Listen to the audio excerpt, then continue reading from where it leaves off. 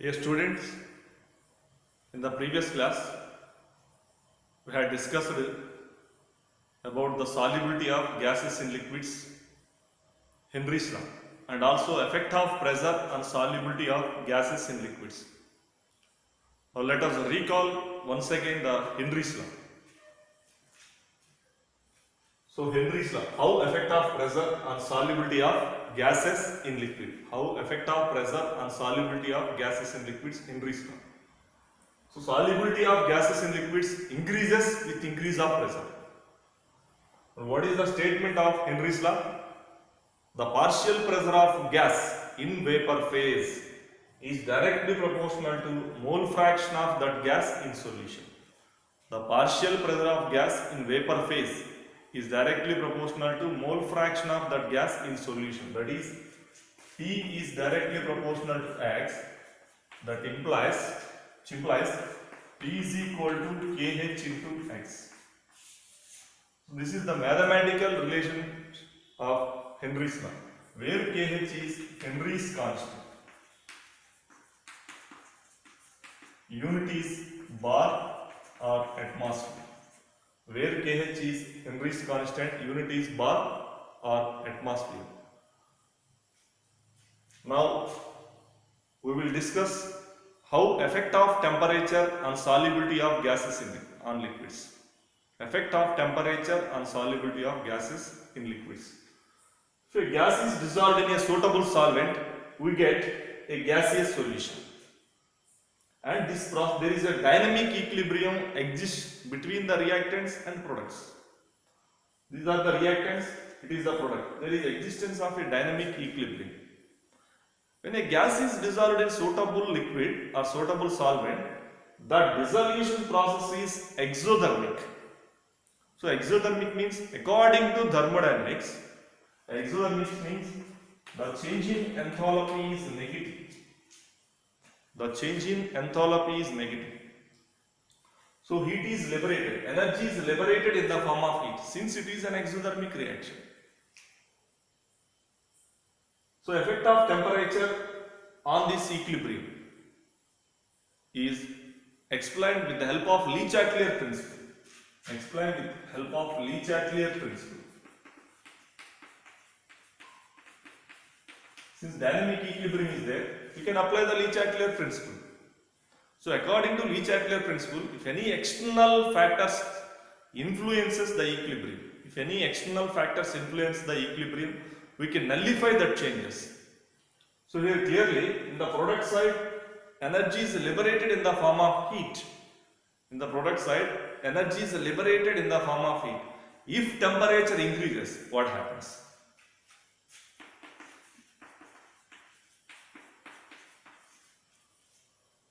So according to Le Chatelier principle, if temperature increases, the backward reaction is favorable.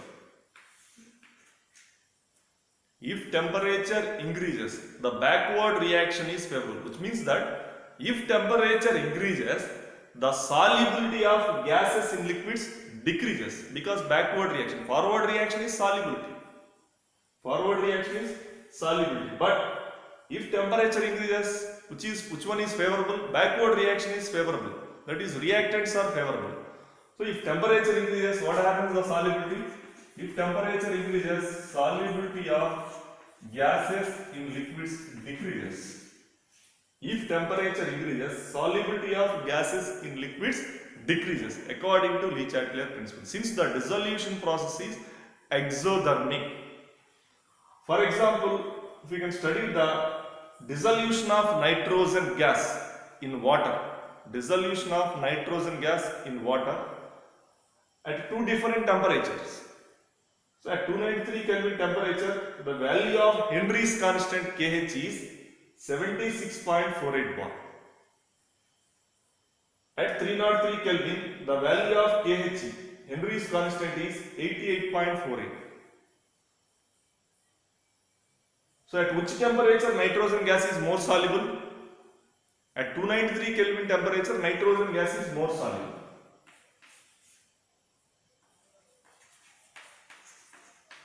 Because as temperature increases, solubility of gases in liquids decreases.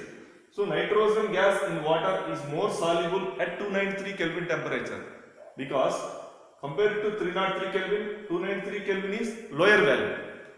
So at 293 Kelvin, nitrogen gas is more soluble. So when you can compare the KH values of these two, what is the conclusion? You understand? At lower temperature, nitrogen gas is more soluble. So compare it to 303 Kelvin temperature, 203 Kelvin temperature has lower value of KH. Lower value of KH, which means that lower the value of KH,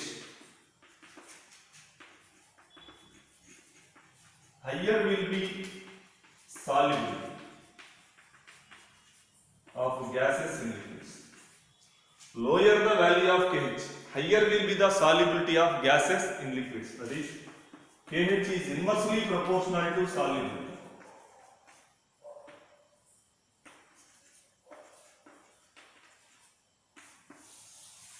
KH is inversely proportional to solubility of gases in liquids. Lower the value of KH, higher will be the solubility of gases in liquids. So KH is inversely related to solubility of gases in liquids.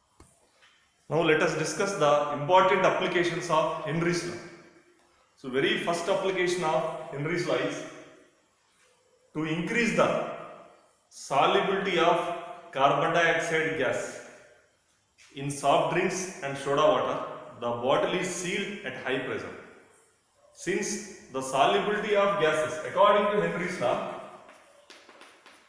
solubility of gases is directly proportional to pressure.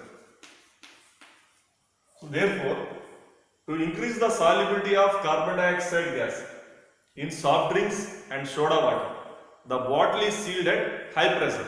So by increasing the pressure, the carbon dioxide gas is completely soluble in soda water and soft drinks. But what happens? You can open the bottle.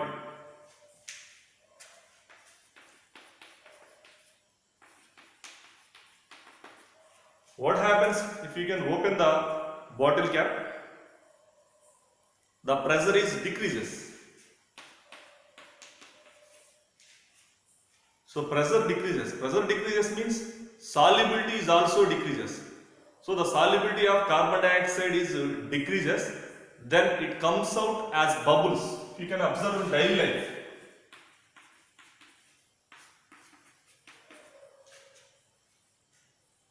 So you can open the bottle of soft drinks or cool drinks.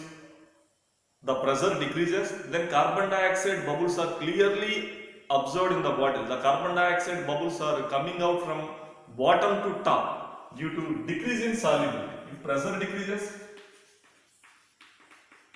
solubility is also decreases. That carbon dioxide gas released as bubbles from bottom to top in the bottle. And another important application of Henry's law is sea divers or scuba divers.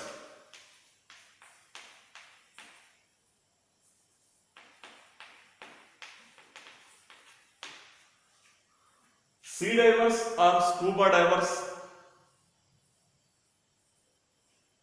can bring the oxygen cylinders.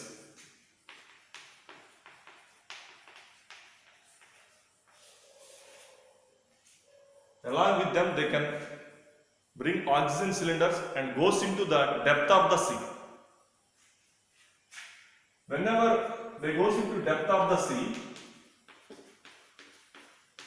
what happens? At the deepest of the sea, pressure is too high. It is high pressure. At the depth of the sea, whenever the scuba divers or sea divers goes into the depth of the sea, pressure will be very high. So according to Henry's law, if pressure increases, what happens? The solubility is also increases.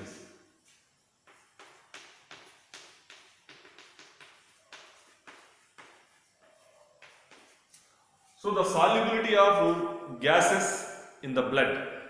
particularly nitrogen gas. In the oxygen cylinder, mixture of oxygen and nitrogen gases. In the oxygen cylinder, because nitrogen is the most abundant element available in the atmosphere. Nitrogen is the most abundant element available in the atmosphere. So when in the depth of the sea, pressure increases, solubility of nitrogen and oxygen gases in the blood increases.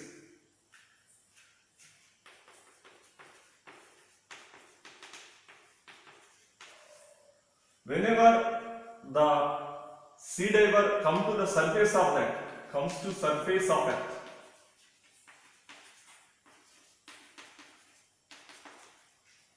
sea divers comes to the surface of the Earth, what happens? At the surface of the Earth comes to too rapidly surface of the Earth, pressure decreases.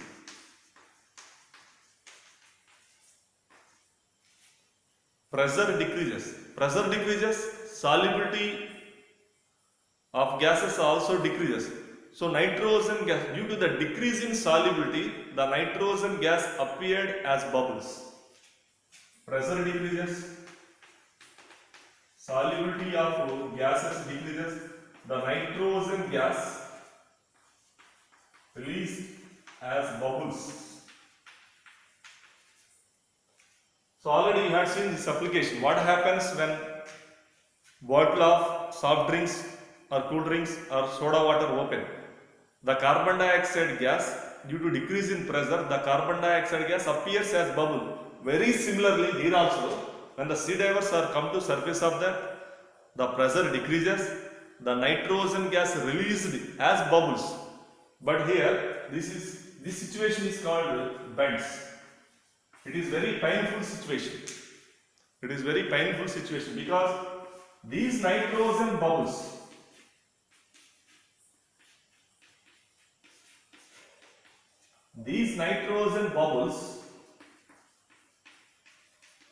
can restrict the flow of blood to the organs. These nitrogen bubbles can restrict the flow of blood into particular organs.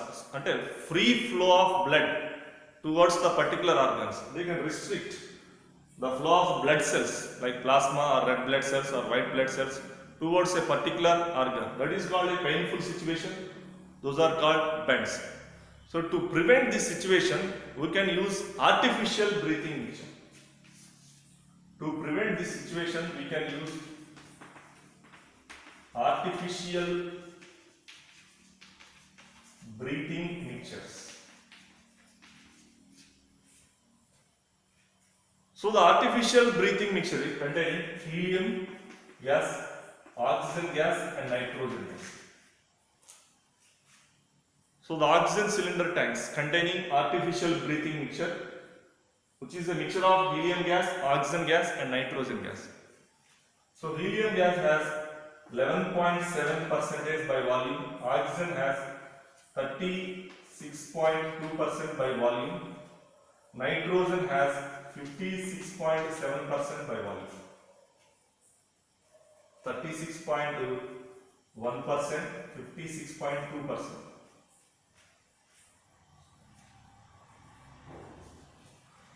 So in the artificial breathing mixture, helium has 11.7% by volume, oxygen has 32.1% by volume, nitrogen has 56.2% by volume. So why we can use helium in this diving apparatus or scuba divers or sea divers? Why helium is used in this diving apparatus? In addition to oxygen and nitrogen gas, due to its very low solubility in blood.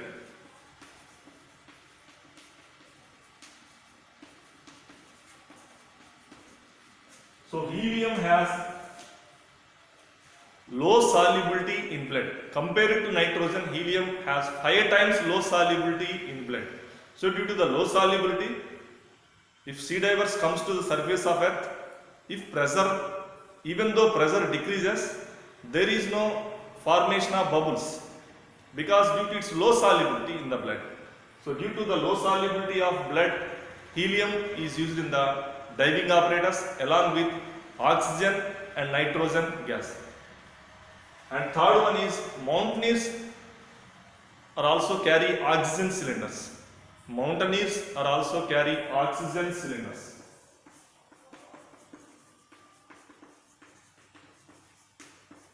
Because at high altitudes the atmospheric pressure is low. If pressure is low, solubility of oxygen in the blood is also low, which will cause a condition anoxia. Which will cause a condition anoxia. Therefore,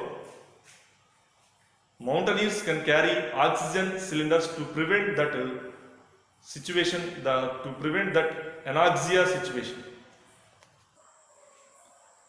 Now, let us discuss vapor pressure of liquid solutions. Vapor pressure of liquid solutions. Here, the solvent is liquid. Vapor pressure of liquid solutions, binary solutions. Binary solutions means there are two components. Solvent is liquid. Here we can discuss two systems. One is vapor pressure of liquid solutions, and second one is vapor pressure of solid liquid solutions. Vapor pressure of liquid solutions and vapor pressure of solid liquid solutions. Before going to discuss about these two systems, what is vapor pressure?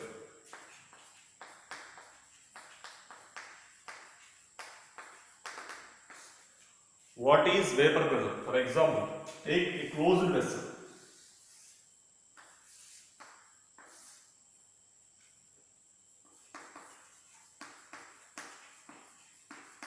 In this closed vessel, there is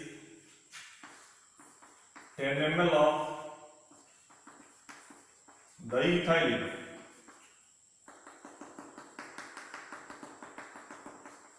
So this is liquid phase.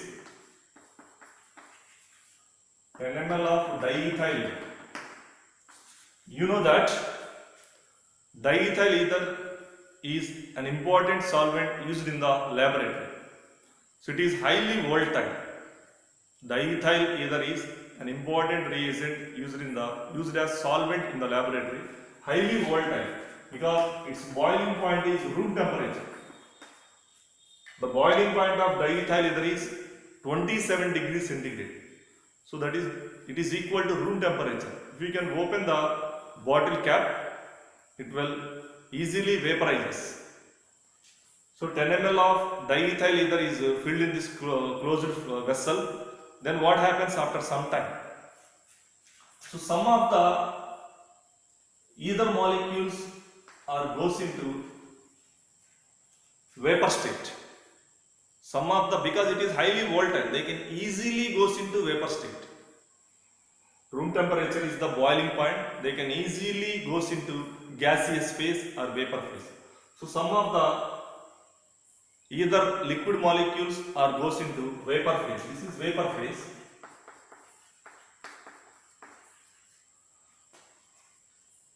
After 1 minute, after 5 minutes,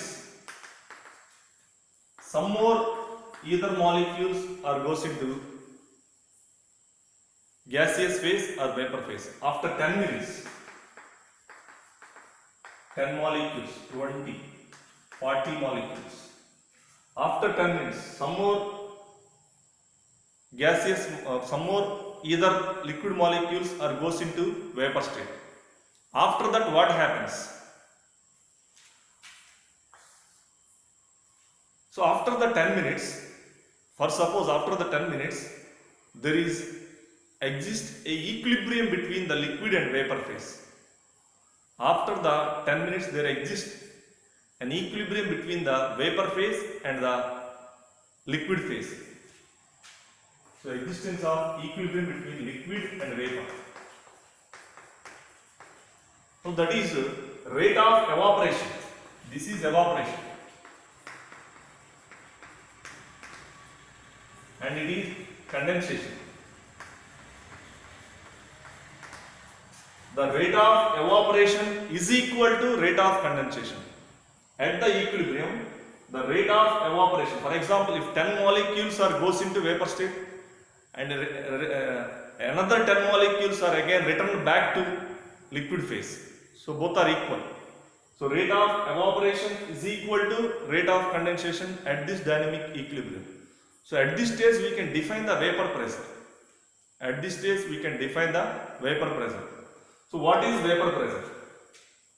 Vapor pressure is the pressure exerted by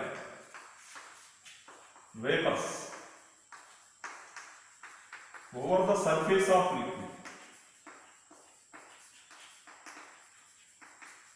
at equilibrium is known as vapor pressure. The pressure exerted by these vapors, the pressure exerted by these vapors over the surface of the liquid at equilibrium. We can define this is at equilibrium only. So the pressure exerted by vapors over the surface of the liquid is known as vapor pressure. You know that kinetic molecular theory of gases. According to kinetic molecular theory of gases, the gaseous molecules, all these are gaseous molecules, randomly move in all possible directions. The gaseous molecules randomly move in all possible directions. When they can randomly move in all possible directions, they can collide with each other. These gaseous molecules collide with each other and also collide with walls of the containers. And also collide with walls of the container. They can exert the pressure. Of course, in this situation, that pressure is called vapor pressure.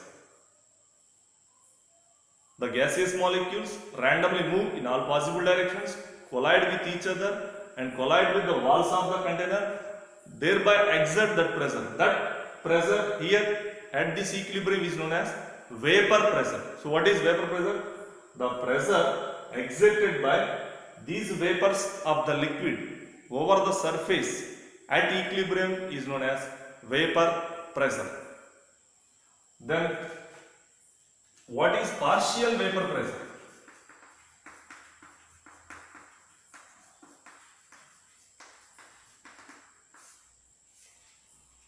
For example, if two volatile liquids are taken in a closed vessel,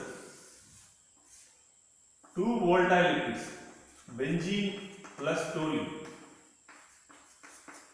If two volatile liquids are taken in a closed vessel, so the pressure, the vapor pressure exerted by each component is known as partial vapor pressure. So benzene liquid molecules goes into vapor state and toluene molecules also goes into vapor state.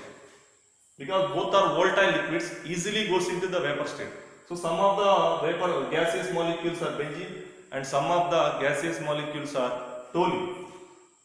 So the individual pressure, the individual vapor pressure exerted by these gaseous molecules is known as partial vapor pressure. Individual vapor pressure exerted by molecules in a mixture of volatile liquids is known as partial vapor pressure. The vapor pressure exerted by each component. The vapor pressure exerted by each volatile component in a mixture of volatile liquids is known as partial vapor pressure. So these two are very important terms to understand the Raoult's law concept. Now we are going to discuss about vapor pressure of binary solutions. So first system is vapor pressure of liquid in liquid solutions. So here both solute and solvent are volatile liquids. Both solute and solvents are volatile liquids. So binary solution containing two volatile liquids. For example, N-hexane and benzene. N-hexane and benzene both are volatile liquids. Consider a binary solution containing two components. Binary means two components. One is N-hexane, another one is benzene. Both are volatile. And the partial vapor pressure of N-hexane is P1 and partial vapor pressure of benzene is P2. The partial vapor pressure of N-hexane is P1. The partial vapor pressure, because it is a mixture, therefore we can call it as partial vapor pressure. So partial vapor pressure of one component, that is N-hexane, is P1. Partial vapor pressure of benzene is P2. Then Raoults, in the scientist Raoult in 1886 gave a quantitative relationship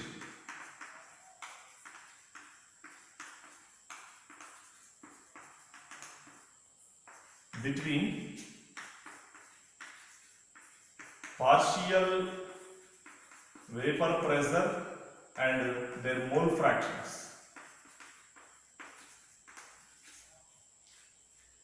The scientist Raoult in 1886 gave a quantitative relationship between partial vapor pressures and mole fractions of the components in solution. Two components are there. One is N-hexane and benzene.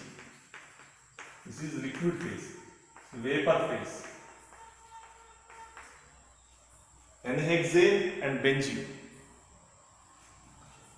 And these are the N-hexane vapor phase molecules and these are benzene vapor phase molecules.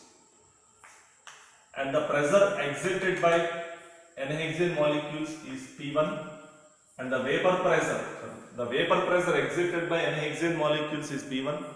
The vapor pressure exerted by benzene molecules is P2. Those are partial vapor pressure because mixture is there. Those are partial vapor pressure. So P1 and P2 are partial vapor pressures. Partial vapor pressures of each components. And P01 and P02 are vapor pressures of pure solvents. P01 and P02 are vapor pressures of pure solvent, that is benzene and N-hexane. If pure solvent is taken, N-hexane pure solvent vapor pressure is P01, benzene pure solvent vapor pressure is P02. Then according to Raoult's law,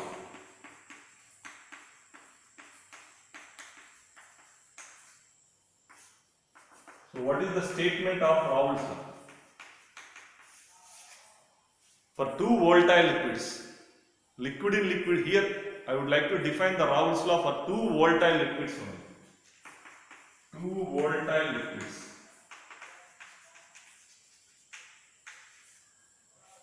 So what is the statement of Raoult's law? The partial vapor pressure of each component is directly proportional to mole fraction of that component in solution. So what is the statement of Raoult's law for two volatile? These two are volatile liquids. They can easily go into the vapor state. So what is the statement of Raoult's law? The partial vapor pressure of each component is directly proportional to mole fraction of the components in solution. So P1 and P2 are partial vapor pressures and X1 and X2 are mole fractions. X1 is mole fraction of N-hexane, X2 is mole fraction of benzene. So these are partial vapor pressures, these are mole fractions. So according to what is the statement of Henry's law? Partial vapor pressure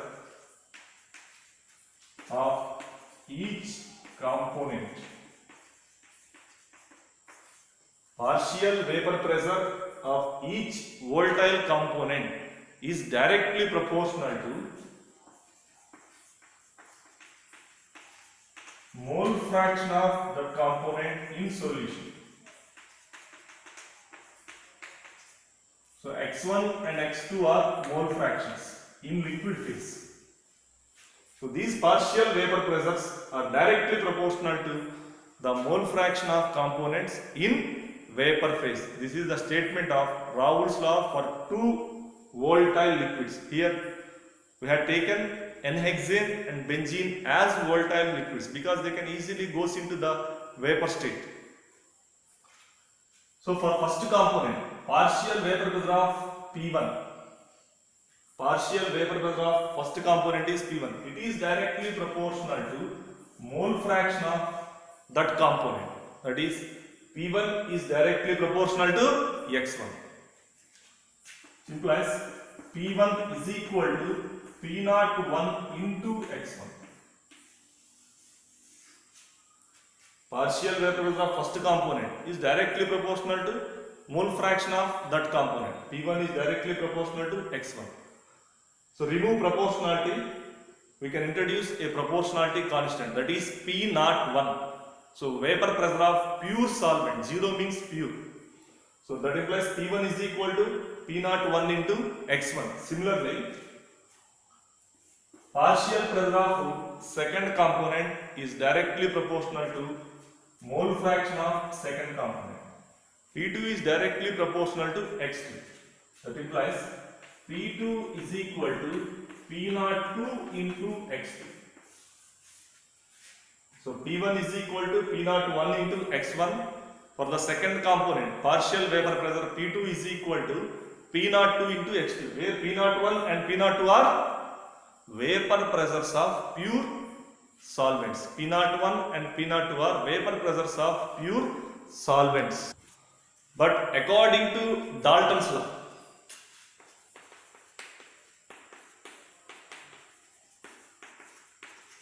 the total pressure, according to Dalton's law, in a mixture of non-reacting gases, the total pressure is equal to sum of the partial pressures. According to Dalton's law, the total pressure is equal to sum of the partial pressures. So from equation 1 and 2, from equations 1 and 2, P1 is P01 into x1, P2 is P02 into x2. So the total pressure. But we know that sum of the mole fractions is always equal to unity. Sum of the mole fractions is always equal to unity. So in this mathematical expression, you can eliminate one mole fraction, one component mole fraction. Or suppose x1 is equal to 1 minus x2. Sum of the mole fractions is always equal to unity. x1 plus x2 is equal to 1. x1 is equal to 1 minus x2. You can substitute in place of x1 1 minus x2. Then we get, so total pressure is equal to P01 into 1 minus x2 plus P02 into x2. In place of x1, substitute 1 minus x2. So that implies total pressure is equal to P01 minus P01 x2 plus P02 into x2. Expand this one. If you can expand this one, P01 minus P01 into x2 plus P02 into x2. That implies P total is equal to P01 plus, you can common x2 from both these terms, common x2. Then we get P02 minus P01. So this is the final mathematical expression of Raoult's law. P total is equal to P01 plus x2 into P02 minus P01. So this equation represents vapor pressure, how the vapor pressure varies with the mole fractions and vapor pressure of pure solvents. So So in this expression there is mole fraction and vapor pressure of pure solvents are there. So this expression, what is the significance of this mathematical expression? How vapor pressure linearly varies with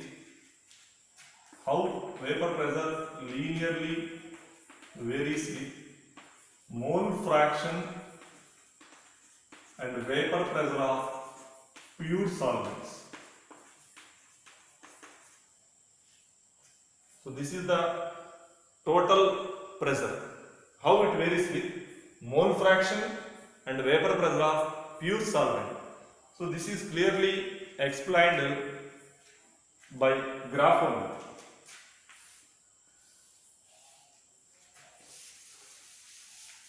If you can plot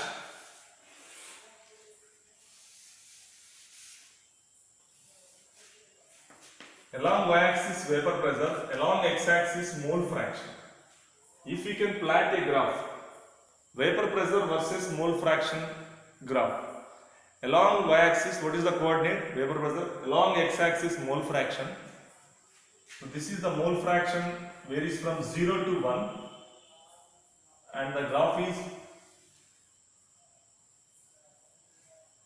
vapor pressure versus mole fraction. The mole fraction varies linearly from 0 to 1. So here vapor pressure of pure solvent. Straight line, vapor pressure versus mole fraction plan. The vapor pressure linearly varies with the mole fraction, and this is the vapor pressure of pure solvent.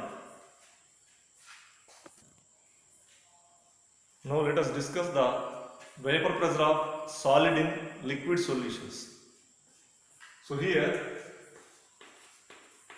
solute is a non-volatile solid. Solute is a non-volatile solid. Solvent is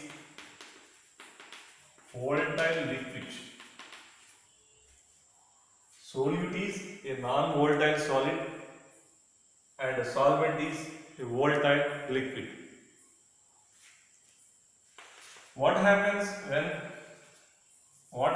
the vapor pressure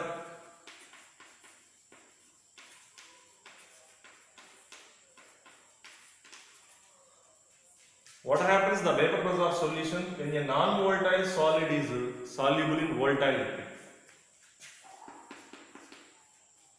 When a non-volatile solid is dissolved in volatile liquid, what happens the vapor pressure of the solution? So for this, take an experiment.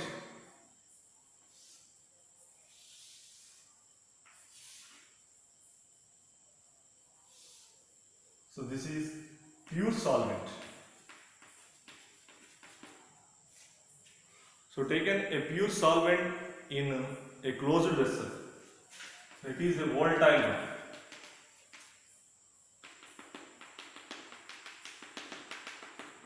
This is the liquid phase.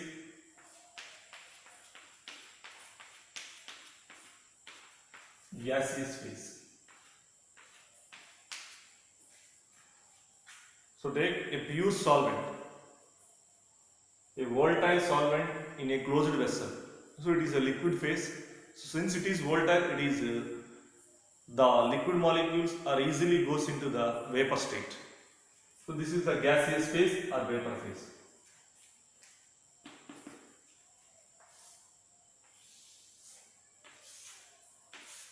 And in the second beaker, for example, a sodium chloride particles are soluble in water.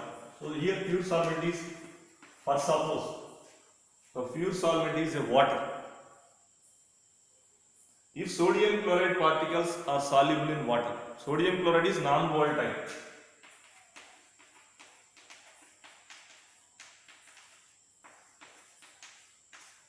Sodium chloride is non-volatile solid. So if sodium chloride non-volatile solid is dissolved in a volatile solvent, water, what happens? The vapor pressure. So in case of pure solvent,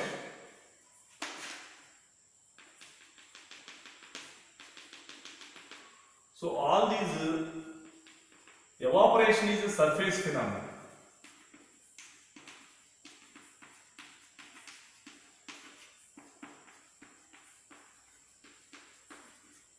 Evaporation is surface phenomenon. In case of pure solvent, these surface liquid water molecules are directly goes into the vapor state. After that, the below layer liquid water molecules can occupy this one and again goes into the vapor state. So evaporation is surface phenomenon. Whenever a non-volatile solute is dissolved in volatile liquid or volatile solvent, so in this solution,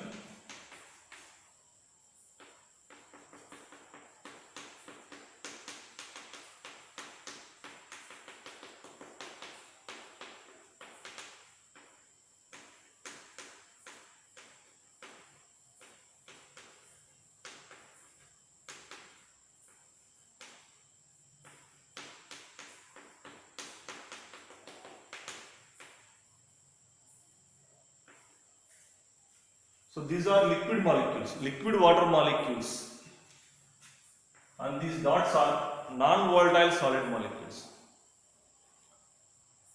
So these are liquid water molecules, dots are non-volatile solid molecules, sodium chloride molecules.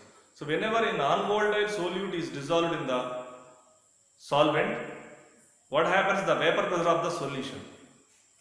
Since evaporation is evaporation is a surface phenomena,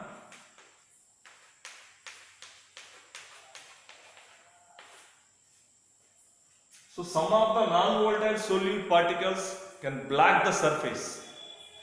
These non-volatile solute particles can black the surface, reducing the evaporation phenomenon. Here all are liquid molecules.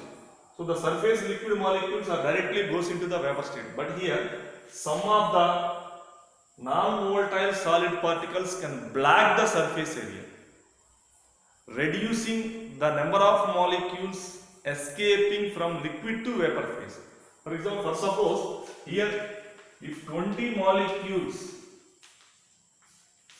at a particular temperature, 20 molecules are goes into vapor state, they can exert the pressure 10 mm of AC. Water is taken 100 ml water, 100 ml of water. 100 ml of water taken, these water molecules are goes into vapor state, they can exert the vapor pressure 10 mm of AC.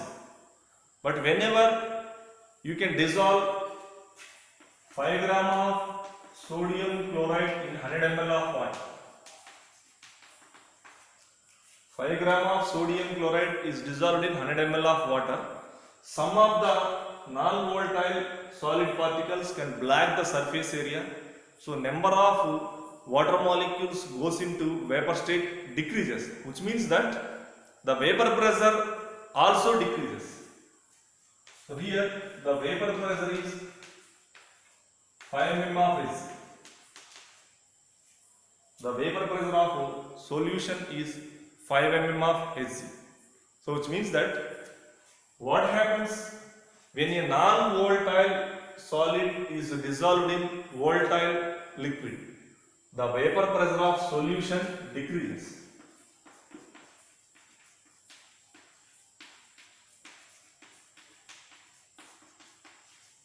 When a non-volatile solid is dissolved in the solvent, the vapor pressure of the solution decreases. So initially for pure solvent, what is the vapor pressure? Pure solvent vapor pressure is 10 mm of AC. Pure solvent vapor pressure is 10 mm of AC. If sodium chloride is dissolved in the water, what is the vapor pressure of solution? 5 mm of AC. Vapor pressure of what happens? The vapor pressure of solution decreases compared to vapor pressure of pure solvent, because evaporation is a surface phenomenon. Whenever a non-volatile solute is dissolved in the solvent, some of the solid particles can black the surface area. So they can prevent the number of liquid molecules goes into vapor state. So thereby reducing the vapor pressure. Therefore, when a non-volatile solute is dissolved in the solvent or liquid, the vapor pressure of the solution is decreases. And the decrease in vapor pressure is also called lowering of vapor pressure.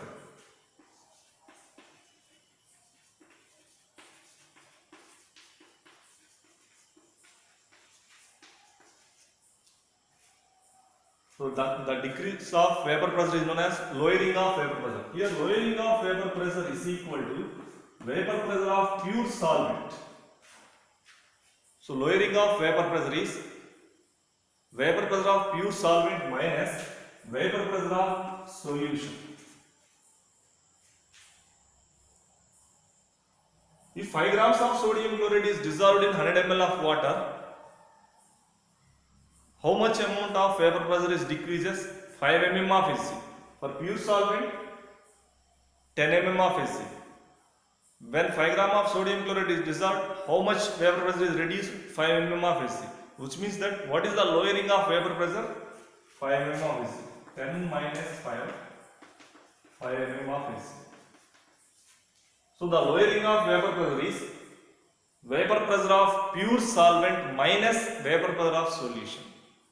Vapor pressure of pure solvent, that is 10 mm of Hg. Vapor pressure of solution, 5 mm of Hg. So 10 minus 5 is 5 mm of Hg. This is the lowering of vapor pressure. So very important conclusion is what happens when a non-volatile solute is added to volatile solvent? The vapor pressure of the solution decreases. So the decrease in vapor pressure is known as lowering of vapor pressure. What is lowering of vapor pressure? Vapor pressure of pure solvent minus vapor pressure of solution.